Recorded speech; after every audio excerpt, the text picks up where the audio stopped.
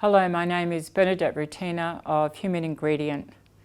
I'm really pleased to be here today with you to take you through the communication and conflict series, and our session is on understanding triggers and reactions in conflict.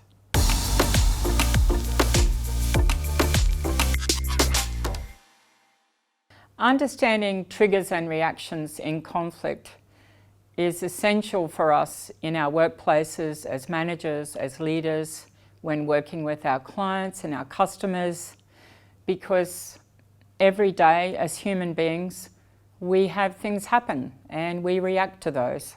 Understanding our own reactions, understanding the reactions of others enables us to build better relationships, enables us to work more effectively with people, enables us to influence in our workplaces and to remain steady, clear thinking, and be able to perform well. You can see here on the slide, there's a meeting situation. You might have been in some of these meetings where you are trying to get people to work together, or you might be the person who's sitting there thinking, oh, I wish I was back at my desk. I have so many emails to do. And others who are thinking, I don't know where we're going. What is happening here? Now, you would know that if this is what's happening in the meeting and some people are saying things and some people are saying nothing, that it's quite a struggle to move things forward. And as soon as there's this level of emotion happening in a meeting, even if it's not expressed out loud, there will be a feeling, a sense of getting stuck, of not going anywhere. So understanding what's happening in ourselves and understanding what's happening in others and ways to shift that is a key part of our work when we are relating to others. There was a Frenchman many years ago, Ledoux, who did a significant amount of research. And his research was on different parts of the brain, and he was looking particularly at the amygdala. Some of you might be familiar with the amygdala. It's that tiny part of the brain at the back in our brainstem, where we are just above our brainstem, where we are processing memories and emotions. So in his findings, he was suggesting and proposing that the amygdala has two jobs, two processes to perform. One, in our first 5 years of life, is to store any novel physical body state and its associated context and store that in the amygdala. And then after the age of 5 and into our adult life, when we are presented with similar contexts, it re-triggers the emotional state and at times also the same physical state, and then might trigger our thinking states as well. So you can see here on the slide that the emotional stimulus goes to the thalamus, and then the low road that Ledoux identified shows that our reactions with the amygdala and then our emotional response are much faster than the high road, which is our neocortex. Now, our neocortex is our cognitive thinking. It's in this part of our brain. And this is where we create reason, meaning. These are a great read. I'll include these in the workshop handbook for you, where you can start to gain a handle on these different parts of the brain and how they affect us. It's very, very useful for us to know that at times we cannot choose our reactions, because our body is created in such a way. In the evolutionary context of human development, our body is created in such a way that we react first to look after ourselves, and then we think and make meaning of that. So a simple example might be you're standing on the footpath waiting to cross the road. Maybe you're at a street where there are no lights and you're looking out for traffic. And you check, there are no cars, and you take a step. But as you take a step towards the road, out of your peripheral vision, you see a car coming around the corner. Now, your body is designed in such a way that you will react and quickly step back. Your heart might be racing, you stand on the footpath and you go, wow, that was a close call. And inside you might think, oh, that happened. I feel scared. I feel worried. Now I've just got to settle myself down. Now your neocortex has made sense of your internal states. So one good thing to know is that our emotions and our physical states will frequently happen before we make meaning of them. Now, why is this important? This is important because a lot of times we're told you can choose your reactions, you can choose your responses. Now, if you catch your reaction to someone else, say you have a negative reaction to someone else, they've said something to you that you don't like, feel judged by them in some way. If you catch your reaction, you stop, you breathe, you call upon your good thinking and you make sense of what's happening and you settle yourself down, then you can choose your response with that person. But if your body's already on the move and you can't stop that at that time, and there may be many things that have contributed to the state that you're in. It might have been lack of sleep. It might be lots of pressure at work.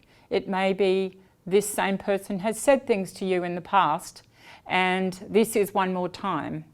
So there's contributing factors that might trigger our reactions. This doesn't mean it's the other person's fault. It means that our body goes into a state to look after ourselves.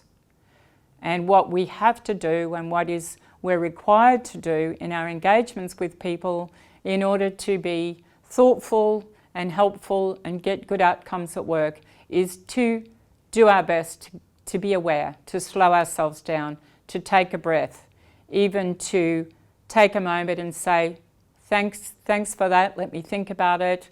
Give yourself some other phrases so you're not just feeling the reaction. Start to slow yourself down. Conflict triggers can be our personal hot buttons. So our amygdala can fire up when we feel threatened. There could be something like somebody says, well, why did you do it that way? That doesn't seem like the best way to go about that task. Now, some of you, if someone said that, you might go, oh, okay, what else might we do? What were you thinking? And it may not be a trigger. But for others, you might think, well, why are they doing that? They don't know anything about this. They don't know this work. They don't know what I've done beforehand. And so all of those thoughts are not just based on what's been said to us in that moment, but they're based on past things. If we feel left out, so you can see here we've got competence, and that would be related to the question, why are you doing it this way? Inclusion might be feeling left out of decisions. Autonomy is around, do you have a say and do you have some control over what's happening? Do you feel worthy in the context that you're in? So all of these categories can be areas where we feel triggered. We might feel left out of something and our emotions are on the go. Now, if you know what your triggers are, you can have a greater ability to manage these when they come up. And you can say to yourself, oh yes, I know this one. I don't like my competence being questioned. I don't like my manager asking me a lot of questions. It feels like I'm being judged, or it feels like I'm being criticised, or I've done a lot of work on this and I've put my ideas and effort and time and now it's just my project's being rejected, or the work that I'm undertaking is not appreciated. So all of these things will trigger reactions in us. Our main job in recognizing our triggers is also not to just seek positive feedback from others and only put ourselves in spots of feeling not so good when we get negative reactions. If somebody negatively reacts to you or your work about something, our main job is to steady ourselves, appreciate what we've done ourselves, and then seek clarification, inquire after what's happening. If somebody is critical of something, they may have seen something that you haven't seen. Now, the SCARF model of social threats and reward builds on our last two slides. It relates directly to our triggers. It relates directly to how we can understand what are threats that cause triggers for us, and also what are rewards, because rewards for us will trigger a positive emotion. As a leader in your workplace, working in your team with other people, working with your customers and your clients, understanding and really noticing how people react to status, certainty, autonomy, relatedness, and fairness are crucial. So when you look at these words, a number of them are very, very self-explanatory. In David Rock's model, he's basically saying that when these particular elements are present for us, some of us will have a greater degree of reaction to them when we feel threatened or when we're rewarded. For instance, if status is important to me, then I might really appreciate someone in my workplace giving me a great project to do that is very different and interesting and maybe unique. And I feel like it's recognizing my competence in my role. And status is also triggered when new people come into the workplace and people start talking about their experience and their qualifications and what jobs they've had before. Status gets triggered and we might be going, oh, well, that person there is actually smarter than I am because they've got this qualification, or that person there doesn't have as much experience as me, so therefore I'm a little bit up the ladder more than they are. Now, these are frequently unconscious, but they go on. For some people, status is completely irrelevant and they don't relate to status.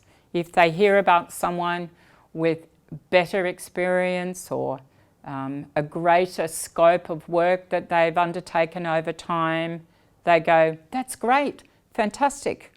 And they don't relate at all to whether that person's better than them or not.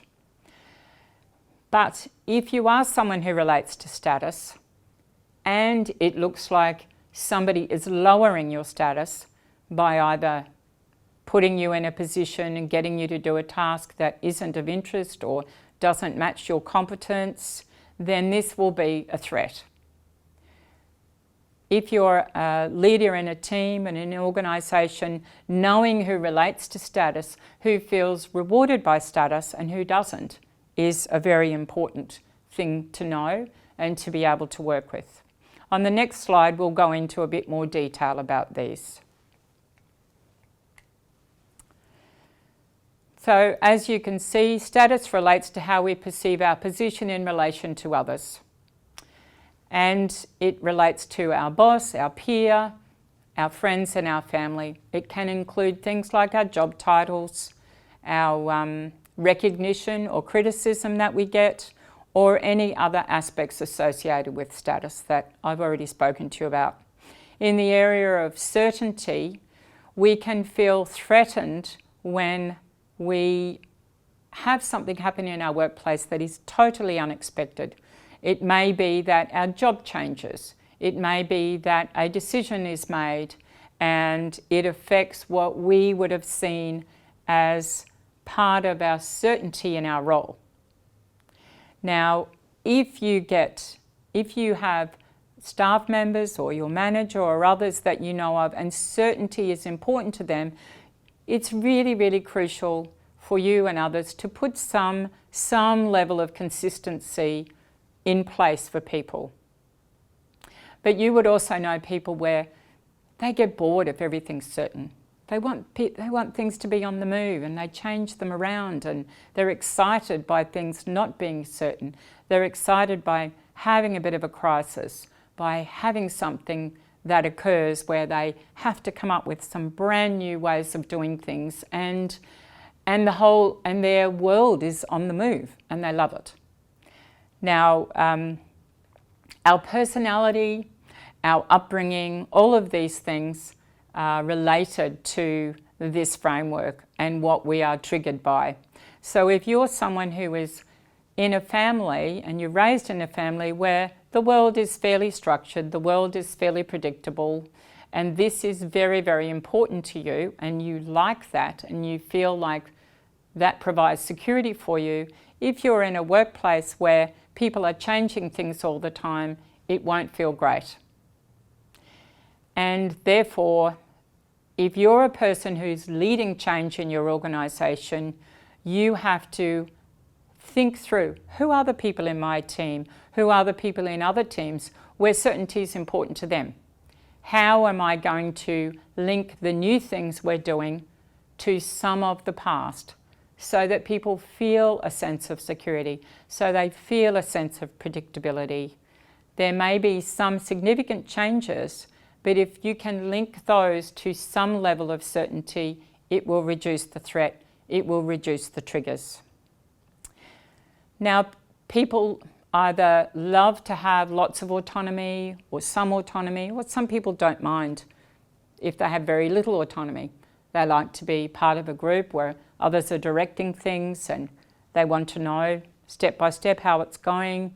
They want to have others make some decisions for them because that feels good. And once again, it would relate to the certainty area where it feels a bit safer to have others dictate where things go.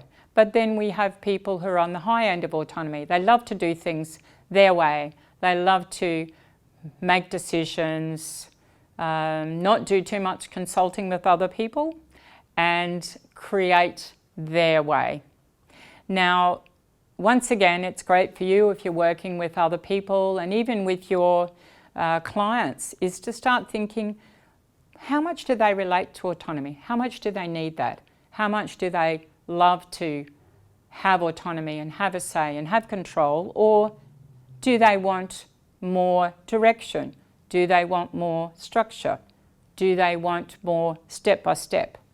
So getting to know this with the people that you're working with is very, very important, because how you communicate with them, how you reduce the level of threat and increase their level of reward by giving them something to lead, to control, is very crucial and will lead directly to their motivation, either increasing motivation or lowering motivation.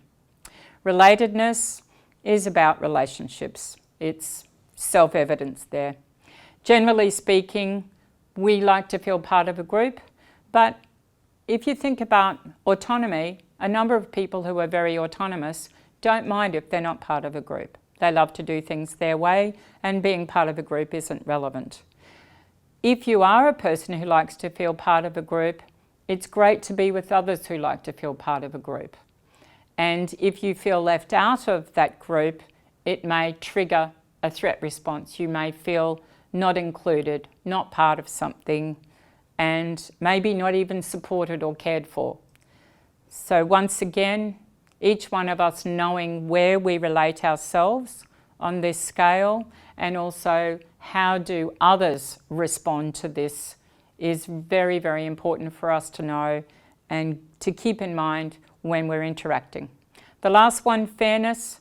A lot of people say, oh, everyone wants things to be fair. But fairness is one of those words that's very, very broad, has multiple meanings.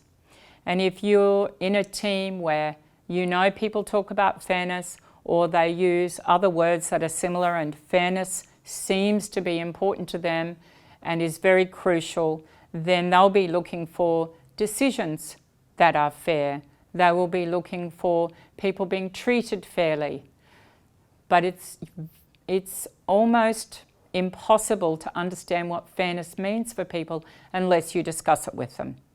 What's fair, what's not fair, and start looking at what sits behind that.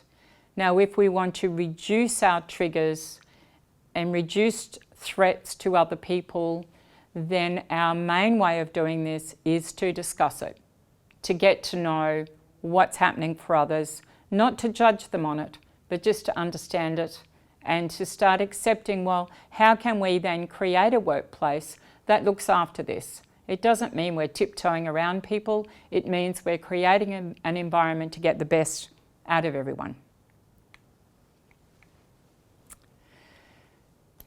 Now, when we think about our emotions and conflict and triggers, we know that when we are triggered, as we spoke about Ledoux's findings before, that our emotions are both a cause and a result of conflict.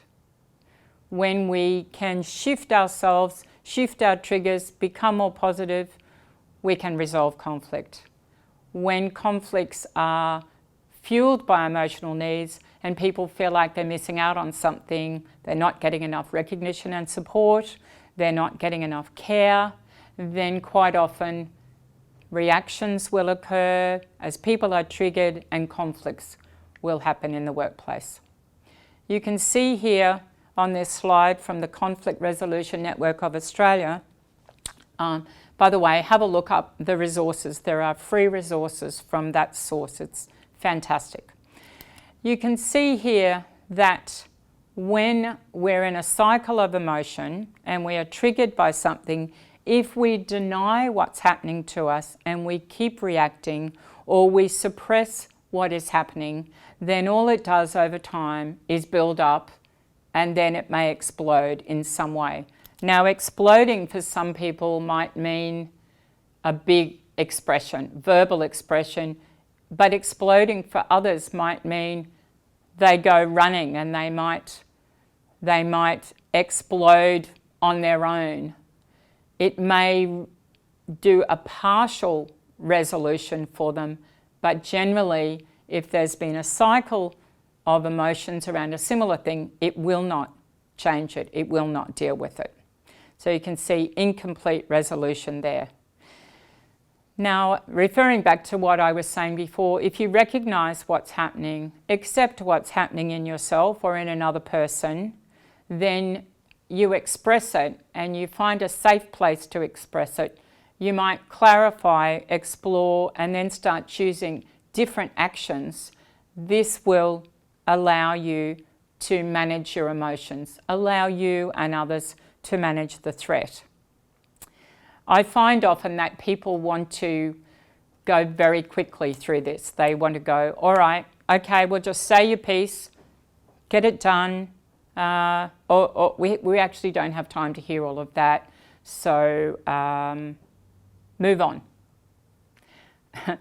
When I was doing some research in the early 2000s around one of the toughest things that managers in Australia and New Zealand have to deal with, it was dealing with others' emotions, and it was dealing with conflict, and it was dealing with performance problems in the workplace. And some of you won't be surprised about this, but many managers were avoiding having performance conversations because they did not want the conflict. Now, I understand that completely. It's a tough one. But you also know that if you avoid it, if you don't provide the space and the time, that these things drag out over time. And then you are spending much more time with a person or even doing their work if they're not doing it by avoiding the conflict. So put some things in place for yourself. Start to identify now where are the times where this is happening either for you or someone else. what are some of the strategies that you can start to put in place to assist a person to express and start to move to something new and different? If people feel accepted and understood, they frequently will shift much more quickly. Here we can see there are two paths with dealing with conflict. Constructive responses will accept that there's conflict, accept the person's feelings and move to a task focus. But if your behaviours and the other person's behaviours are escalating, then, and their focus on people's positions and personalities and increasing tensions and not saying things, then the conflict will continue. And many of you will know this. You'll know it in different parts of your life. You might know it from different jobs. And if you could even make a note, when are the times where you know, actually this was very constructive, what did you do or someone else did? Make a note of that. Bring to mind examples. When did it happen when it was destructive? What happened? You thinking back on examples and really getting clear in yourself what you did and others did and what was said and not said allows you to learn. Now, many of us don't have time or don't see ourselves as having the time to think back and do that reflection, but it is a key to learning and doing a new thing with our own triggers and reactions of others. Emotion frames conflict and it shapes people's view of relationships, fairness, power and status. You will know that as soon as you experience people reacting with each other, it has at times such an impact that it's very hard to turn things around. Now, managing your emotions and the emotions of others when you are in a negotiation is crucial and essential. So you know, if you create an environment with another person, now you may be the person negotiating, or you may be a third person who's assisting others to negotiate. If you have positive emotions and you can tap into those, tap into people's ideas, tap into their creativity, tap into their vision for themselves, their work, their organisation, and respecting each other's perspectives, this will allow negotiations to go much more smoothly. You will also know that if people feel negatively towards each other and they even express dislike, either verbally or non-verbally, it will have a huge impact on any negotiation. Now, one thing you can do, if you are the person who is noticing that someone else is very negative about something, is you can inquire about it, not in a judging way, but settle yourself down and go, look, it sounds like you're worried about something, or you're quite angry or upset about what's happening. Is that right? Let's talk about that, because we need to get on the same page and provide a space for that person to have a conversation with you and not get caught in the emotions. Even if they continue, if you're listening, you're accepting how they're going, and know that at some stage you will get to a new place with them. You might need to take a few more minutes to do the work, but it will be of great benefit. This model by Bob Dick, a researcher from organisational psychologist and researcher from Queensland University, is really about noticing that if you want to get good outcomes and good decisions, but there are a high level of feelings going on in the interaction, no decisions will be made that are of use. So if you want quality decisions, if you want good outcomes, you need to deal with people's feelings first. If somebody is upset about something, they will not hear the information that you are providing to them if they are upset, because what's going on in their brain, it may be that they feel threatened by something. Maybe their status is threatened. Maybe there's job uncertainty as a result of what's going on. Maybe they are feeling like they're not part of the decision making.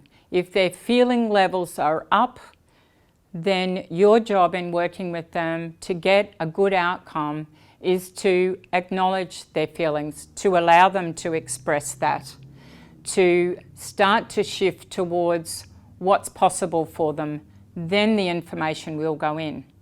One thing we often forget, when somebody's agitated or frustrated, we frequently give explanation after explanation. But if you know that giving an explanation to someone when their feeling levels are high means they can't hear properly, you might stop the information, stop providing the reasons, stop providing what should happen and why, and just listen. Encourage the person to speak.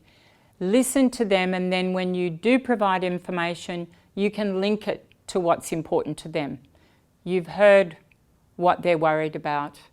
You can tune in, but wait until their feeling levels have dropped. That would be a key part of getting a good outcome in your work. We're going to finish this session now on understanding triggers and conflict, and I look forward to catching up with you again on our next session on conflict resolution strategies.